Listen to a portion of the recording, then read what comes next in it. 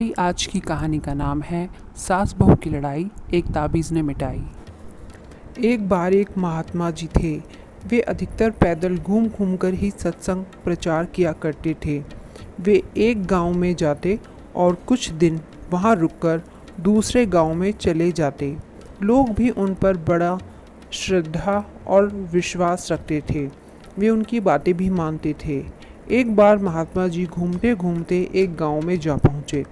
गांव में सब जगह जगह प्रचार हो गया कि आज महात्मा जी किनके घर सत्संग करेंगे और वहां पर बहुत सारे लोग एकत्रित हुए। जब सत्संग पूरा हो गया तो एक माता जी उन महात्मा जी के पास आकर बोली, महात्मा जी आप हमारे गांव भी आएंगे? तब महात्मा जी ने कहा, जी माता जी अवश्य आएंगे। तब माता जी ने कहा, महाराज मेरी बहू मेरा कहना नहीं मानती और हमेशा मुझसे लड़ती रहती है। महात्मा जी की बातें सभी लोग पूरे आदर और सम्मान से मानते थे। महात्मा जी का सबके मन में एक भय भी था। तब महात्मा जी ने माता जी की बहू को बुलवाया और उससे पूछा कि बेटी तू अपनी सास से क्यों लड़ती रहती है। महात्मा जी ने उसे ऐसा पूछा तो उसकी आंखों से आंसू बहने लग गए। वह बचपन से ही महात्मा जी को जानती थी और उनका बड़ा आदर और सम्मान करती थी, पर आज उसने महात्मा जी के सामने अपनी शिकायत सुनी तो वह घबरा गई और रोने लग गई।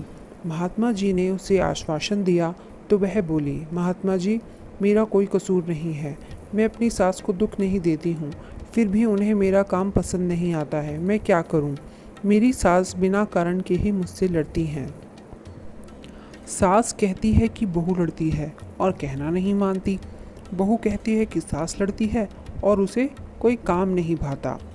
भला लड़ाई तो दो आदमियों में ही हो सकती है, अकेला आदमी लड़ कैसे सकता है? महात्मा जी ने कहा, बेटी घबरा मत, मैं तुझे एक ताबीज़ बनाकर देता हूँ जिससे लड़ाई मिट जाएगी। वहाँ उसका देवर खड़ा था। तब महात्मा जी ने उसके देवर से कागज़ कलम और तावीज़ लाने को कहा। वह जा कर के चीज़ें ले आया। महात्मा जी ने कागज़ के टुकड़े पर कुछ लिख दिया और उसको समेटकर ताबीज़ में बंद कर दिया।